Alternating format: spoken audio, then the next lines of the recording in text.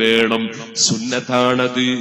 എന്നിട്ട് വേണം റബ്ബിന്റെ വീട്ടിൽ കയറി കാരുണ്യം കിട്ടാനുള്ള അല്ലാഹുമ്മ ഫ്തഹ് ലീ അബ്വാബ റഹ്മതിക്, കാരുണ്യത്തിന്റെ കവാടം തുറന്നു തരണേ എന്നുള്ള പ്രാർത്ഥന നടത്താൻ സലാത്ത് വേണം. എവിടെയും വേണം സലാത്ത്. അതേ സലാത്ത്, വീട്ടിൽ നിന്ന് ഇറങ്ങുമ്പോൾ സലാത്ത്, കയറുമ്പോൾ സലാത്ത്, നല്ല കാര്യം തുടങ്ങുമ്പോൾ സലാത്ത്, കിതാബ് ഓതിക്കൊടുക്കുമ്പോ തുടക്കത്തിൽ ഉസ്താദും കുട്ടികളും സലാത്ത്, അതേ ഓതി തീരുമ്പോൾ ഒരു സലാത്ത്. അങ്ങനെ ഏത് സദസ്സിലും സലാത്ത് വേണം.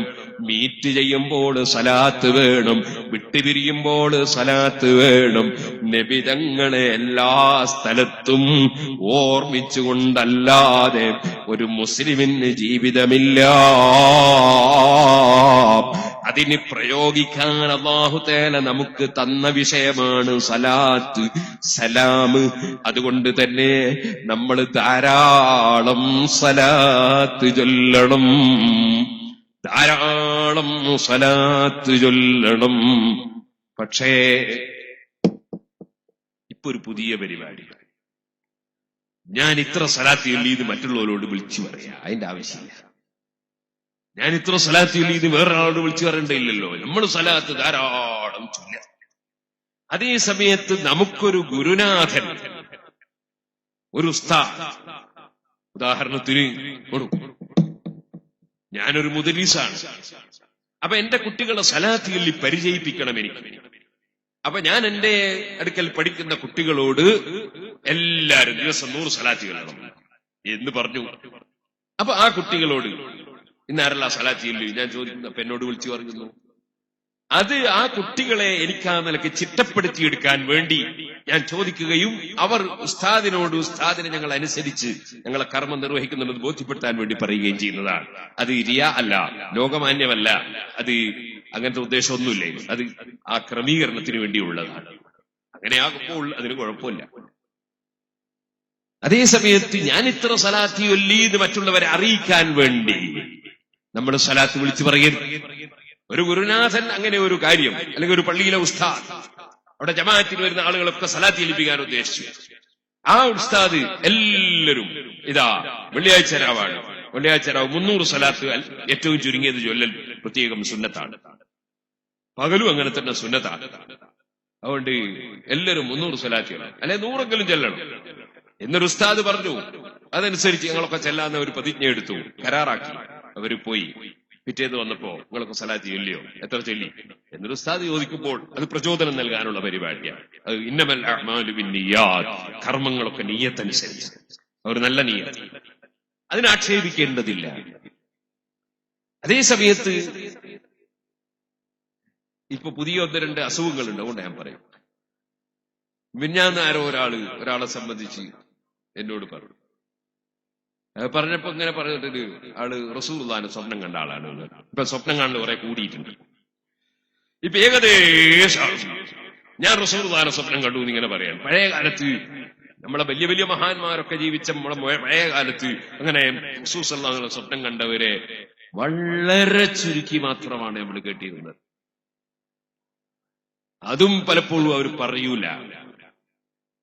ഇപ്പൊ ഇങ്ങനെ ഒട്ടാകെ സ്വപ്നം കണ്ടു എന്ന് പറയാം. അത് സംശയം ഉണ്ടാക്കുക, ആ പറച്ചലിനെ സംബന്ധിച്ച് സംശയം ഉണ്ടാക്കുക. നമ്മളങ്ങനെ കണ്ടിട്ടുണ്ടെങ്കിൽ തന്നെ ഇങ്ങനെ ലോകത്തുള്ള എല്ലാവരോടും വിളിച്ചു പറയണോ? അപ്പൊ അതിന്റെ പിന്നില് നമ്മളെ മനസ്സിന്റെ ഉള്ളില് ഞാനൊരു നല്ലവനാണെന്ന് മറ്റുള്ളവരെ മുമ്പിൽ വരുത്തി തീർക്കുക എന്ന ശൈത്താനിന്റെ ഒരു പ്രചോദനം അതിന്റെ പിന്നിൽ വരാൻ സാധിക്കും. ശൈത്താൻ പല നിലക്കും മനുഷ്യനെ ചതിച്ചു കളയും. ശൈത്താനിൽ നിന്ന് മനുഷ്യൻ മാറി നിൽക്കണം. ശൈത്താന്റെ ചതിയെ വല്ലാതെ ഭയപ്പെടാം. കേട്ടില്ലേ?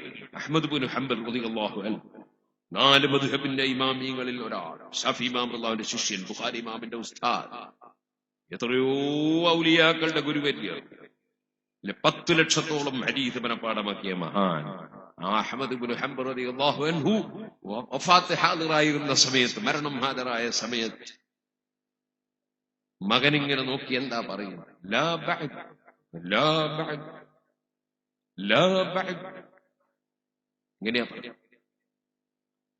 അപ്പോ മഹാനവറുകളോട് ചോദിച്ചു, എന്താ വാപ്പ പറയും, എന്താ പറയും എന്ന് പറഞ്ഞു. ഞാന് മരിക്കാൻ അടുത്തെത്തിയപ്പോ ഇബ്ലീസ് വരികയാണ്. ഇബ്ലീസ് വന്നിട്ട് എന്നോട് പറയാണ്, നിങ്ങൾ എന്റെ ഷെറിൽ നിന്ന് രക്ഷപ്പെട്ടു പോയി, മരണം എത്തിയല്ലോ, എന്റെ ഒരു ഷെറിലും പെടാതെ നിങ്ങൾ രക്ഷപ്പെട്ടു പോയി എന്നോട് ശൈത്താൻ പറയാണ്. അപ്പൊ ഞാൻ അവനോട് പറഞ്ഞാൽ ലാ ബൽ, പറയാനായിട്ടില്ല. ശൈത്താന്റെ ഷെറിൽ നിന്ന് രക്ഷപ്പെട്ടു, നിന്റെ ഷെറിൽ ഞാൻ രക്ഷപ്പെട്ടു എന്ന് പറയാനായിട്ടില്ല. കുറച്ചു സമയം കൂടി എനിക്കുണ്ട്. നിന്റെ ഷെർ എപ്പോഴാ വന്ന് പിടികൂടുന്നതെന്ന് അറിയില്ല. സുഹൃത്തുക്കളെ, ഈ ഒരു ബോധം നമ്മുടെ മനസ്സിൽ എന്നും നിലനിൽക്കണം. ഏത് സമയത്തും ശൈത്താൻ നമ്മളെ ചതിയിൽ കൊണ്ടുപോയി ചാടിച്ചു. അത് പല വിധത്തിലും ചാടിച്ചു. അതെങ്ങനെയാണ് എന്ന് മനസ്സിലാവില്ല. ശൈത്താൻ പല നിലക്കും ചാടിച്ചു. ശൈത്താൻ മനുഷ്യരിൽ നിന്ന് അകന്നു നിൽക്കണമെങ്കിൽ ഏറ്റവും ആവശ്യമായ വിഷയം കഴിക്കുന്ന ഭക്ഷണം ഏറ്റവും ക്ലിയർ ആകണം. അതാണ് ഏറ്റവും വലിയൊരു വിഷയം.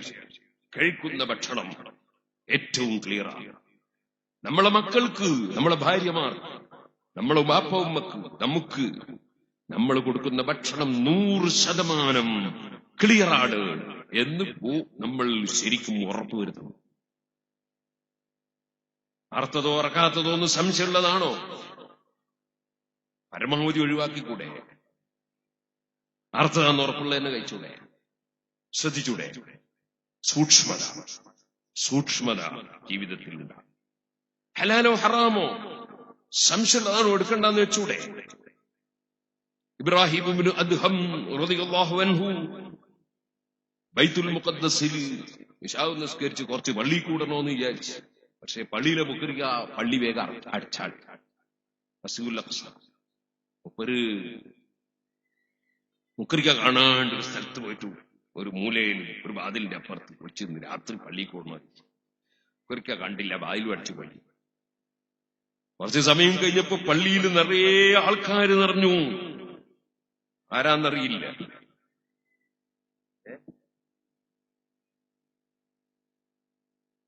സ്ത്രീകൾ അവനൊട്ടിക്കല്ലേ? സ്ത്രീകൾ ഇരിക്കുന്നിടത്ത് കുറച്ച് മുന്നോട്ടിരുന്നാല് ബാക്കിയുള്ള സ്ത്രീകൾ കൂടി ഇരിക്കാൻ സൗകര്യം കിട്ടുമെന്ന് സംഘാടകർ പറയുന്നു.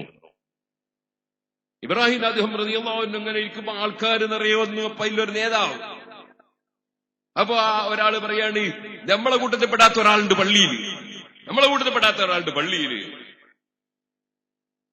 അപ്പോ നേതാവായ ആള് പറഞ്ഞു, അത് വലിയ മഹാനായ ഇബ്രാഹിമിന് അദ്ദേഹം തങ്ങളാ, പക്ഷേ മൂപ്പർക്ക് 40 കൊല്ലായിട്ട് പഴയ ഡിഗ്രി ഇല്ല. അതെന്തേ? അത് മൂപ്പര് ബസ്രയെന്ന് ഒരു ഈത്തപ്പഴം വാങ്ങുന്ന സമയത്ത്, ഒരു കാരക്ക വാങ്ങുന്ന സമയത്ത് വാങ്ങുന്ന ആളിങ്ങോട്ട് അളന്നു കൊടുത്തു, മൂപ്പരിങ്ങോട്ട് വാങ്ങി. അപ്പൊ ചുവടെ ഒരു കാരക്ക കണ്ടു. അത് മൂപ്പര് വിചാരിച്ചു മൂപ്പരതാണ്. അങ്ങനെ മൂപ്പരെടുത്ത് മൂപ്പര സഞ്ചിയിലിട്ട് കൊണ്ടുവന്നു. അക്കാരണം കൊണ്ട് മൂപ്പർക്ക് 40 കൊല്ലായിട്ട് ഡിഗ്രി കുറഞ്ഞിട്ടുണ്ട്. അത് കേട്ടപ്പോൾ മഹാനവറുകൾക്ക് അസംഭവം ഓർമ്മയായി. ബൈത്തുൽ മുഖദ്ദസിൽ ഇറങ്ങിയിട്ട് ബസ്രയിലേക്ക് യാത്ര ചെയ്തു. ആ ഈത്തപ്പഴക്കാരനെ കൊണ്ട്, അദ്ദേഹമില്ലെങ്കിൽ അദ്ദേഹത്തിന്റെ കുടുംബത്തെ കൊണ്ട് പൊരുത്തപ്പെടിക്കാനാണ് പോയത്. അവരെ ശ്രദ്ധയാണ് സുഹൃത്തുക്കളെ. അത്രയൊന്നും നമ്മൾ ശ്രദ്ധിച്ചില്ലെങ്കിലും അബൂ ഹനീഫ റളിയല്ലാഹു അൻഹു കടം കൊടുത്ത ഒരു വ്യക്തി, അദ്ദേഹത്തിന്റെ തണല് ഞാൻ അനുഭവിച്ചാൽ പലിശയായി പോകുമോ എന്ന് ഭയപ്പെട്ട് വെയിൽ കൊണ്ടു തണലിൽ നിന്നില്ല. അങ്ങനെ ശ്രദ്ധിച്ചു മഹാന്മാർ.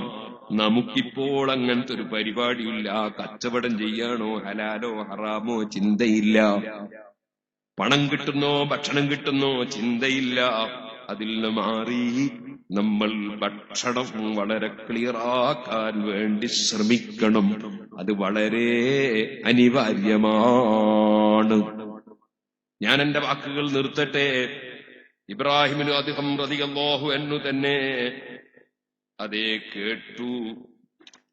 മഹാനായ ഇബ്രാഹിമിനു അദ്ദേഹം റളിയല്ലാഹു അൻഹു വളരെ ശ്രദ്ധിച്ച് ജീവിതം നയിച്ചു. അതുപോലെ മഹാന്മാരൊക്കെ അവരുടെ ജീവിതം വളരെ ശ്രദ്ധിച്ച് നയിച്ചു. സുബ്ഹാനല്ലാഹ്. മഹാനായ ഹസനുൽ ബസരി റളിയല്ലാഹു അൻഹു, മാലിക് ഇബ്നു ദീനാർ റളിയല്ലാഹു അൻഹു, അവരുടെയൊക്കെ ജീവിതം നോക്കിയാൽ നമുക്ക് കാണാം അവരേറ്റവും ശ്രദ്ധിച്ച ഒരു വിഷയം ഹലാലായത് മാത്രം ജീവിതത്തിൽ ലഭിക്കുക, ഹലാലായത് മാത്രം ഉൾക്കൊള്ളുക, അല്ലെങ്കിൽ വേണ്ടെന്ന് വെക്കുക. അതാണ് സാലിഹീങ്ങളെ ജീവിതത്തിൽ ഏറ്റവും നന്നായി അവർ പുലർത്തിയ ഒരു വിഷയം. നമുക്കും ആ ഒരു ജീവിത ശൈലി വേണം. അല്ലാഹു തആല സാലിഹീങ്ങളെ ബർക്കത്ത് കൊണ്ട് നമുക്കെല്ലാവർക്കും ഖൈറായ ജീവിതത്തിന് തൗഫീഖ് നൽകട്ടെ. ഞാൻ നീട്ടി സംസാരിക്കുന്നില്ല സുഹൃത്തുക്കളെ. അല്ലാഹു ജല്ല ജലാലുഹു സാലിഹീങ്ങളിൽ നമ്മയും ഉൾപ്പെടുത്തി തരട്ടെ. നല്ലവരായി ജീവിച്ച് നല്ലവരായി മരിക്കാൻ അല്ലാഹു നമുക്ക് എല്ലാ ഖൈറും വർദ്ധിപ്പിച്ചു തരട്ടെ. അള്ളാഹുവിന്റെ പൊരുത്തം മാത്രം കരുതി അള്ളാഹുവിലേക്ക് മനസ്സ് തിരിച്ച് നല്ല നിലയ്ക്ക് ജീവിതം നയിക്കാൻ റഹ്മാനായ റബ്ബ് സുബ്ഹാനഹു വ തആല നമുക്ക് തൗഫീഖ് നൽകട്ടെ. ആവശ്യമില്ലാത്ത വാചകങ്ങൾ ഒഴിവാക്കണം. ആരെയും കുറ്റം പറയണ്ട, നിസ്സാരപ്പെടുത്തണ്ട, ഇൻസൾട്ടാക്കണ്ട. ആരെയും നമ്മൾ നിസ്സാരപ്പെടുത്തണ്ട. ചിലപ്പോൾ സ്റ്റേജിലുള്ള എന്നെക്കാൾ പടച്ചവന്റെ അടുക്കൽ രക്ഷപ്പെടുന്നവർ റോട്ടിൽ നിൽക്കുന്നവരായിരിക്കും, അതുപോലെ സദസ്സിലുള്ളവരായിരിക്കും. ആരെയും ഒരാളും നിസ്സാരപ്പെടുത്തരുത്. ശ്രദ്ധിച്ച് നീങ്ങണം. ഇബ്രാഹിം അദ്ഹം റളിയല്ലാഹു അൻഹു അതാ ഒരു തോട്ടത്തിന്റെ വാച്ച്മാനായി ജോലി നോക്കുന്നു. സുബ്ഹാനല്ലാഹ്, തോട്ടത്തിന്റെ ഉടമ വന്നിട്ടൊരു റുമ്മാൻ പഴം പറിക്കൂന്ന് പറഞ്ഞു. റുമ്മാൻ പഴം കൊണ്ടുകൊടുത്തു. വല്ലാത്ത പുളിപ്പുണ്ട്. അപ്പോൾ ഈ തോട്ടത്തിന്റെ ഉടമ പറഞ്ഞതൊന്ന് മാറ്റിക്കൊണ്ടുവാ. മഹാനായ ഇബ്രാഹിം അദ്ഹം തങ്ങൾ അവിടെ വാച്ച്മാനാണ്. ഒരാള് മഹാനായത് കൊണ്ട് തൊഴിലെടുത്തുകൂടാന്നില്ല, ഒരു മഹാനായത് കൊണ്ട് പണിയെടുത്തുകൂടാന്നില്ല. പണിയെടുക്കൽ നല്ലതാ. എന്റെ യുവാക്കളെ, ജോലിയെടുക്കണം. നമുക്ക് കൈക്കോട്ട് പണിയെടുത്തൂടെ? പടന്നന്റെ പണി